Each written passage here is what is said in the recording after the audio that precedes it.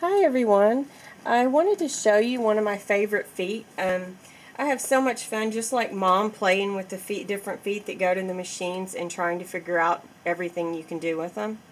Now this foot is a ruffler, but it's nothing like the traditional rufflers and it's much less invasive. As you can tell, it just looks like a tiny little flat foot. There's not even a channel underneath it, and believe me, I look at it and wonder how in the heck does it make your fabric ruffle like that?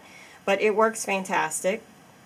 Mine goes to Janome, and it will fit a couple of other machines, but you might look and see if your distributor has one that would fit your machine.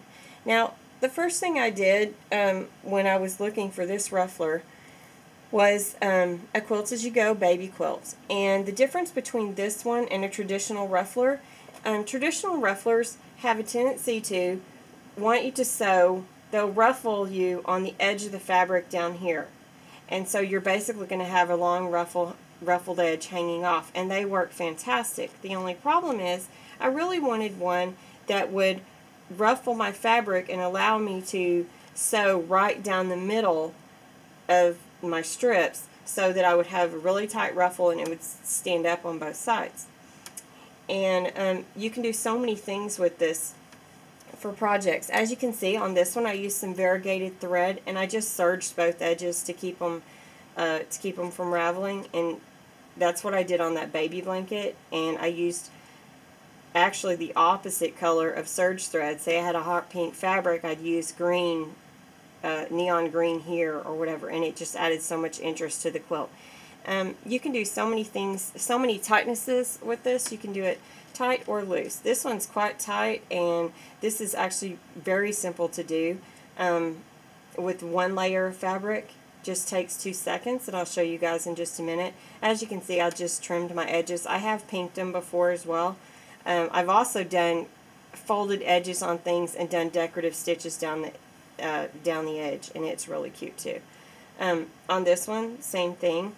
And the other thing you can do is I made a casing, basically where it was a roll, turned it inside out, and then I stitched on this one. And as you can see, it wasn't as tight as I wanted it the first time because I didn't have my numbers correct, so I just sewed right over it again. And if you want to hide it, actually I've done this with invisible thread, and it works fantastic. You really can't see your stitch line at all.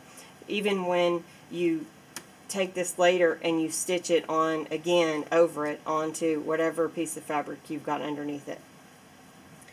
Let me go ahead and show you how this works, and then I'll explain how the settings work, what you need to do to take care of that. Okay, you're not going to believe how simple this is.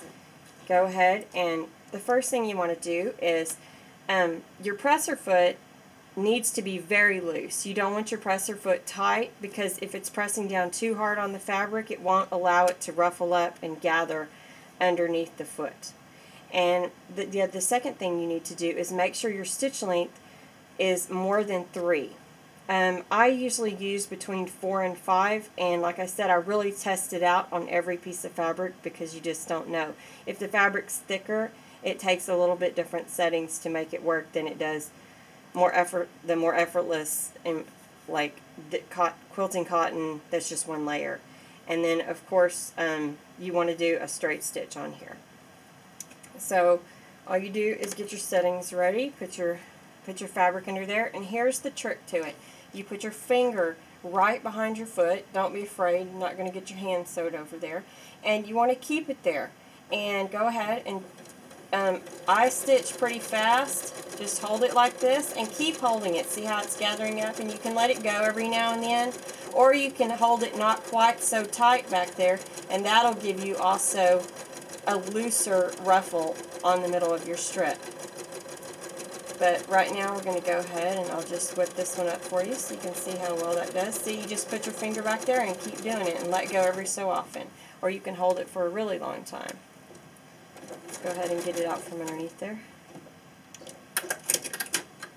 Okay. And see, this one's only about half as tight as this other sample I made.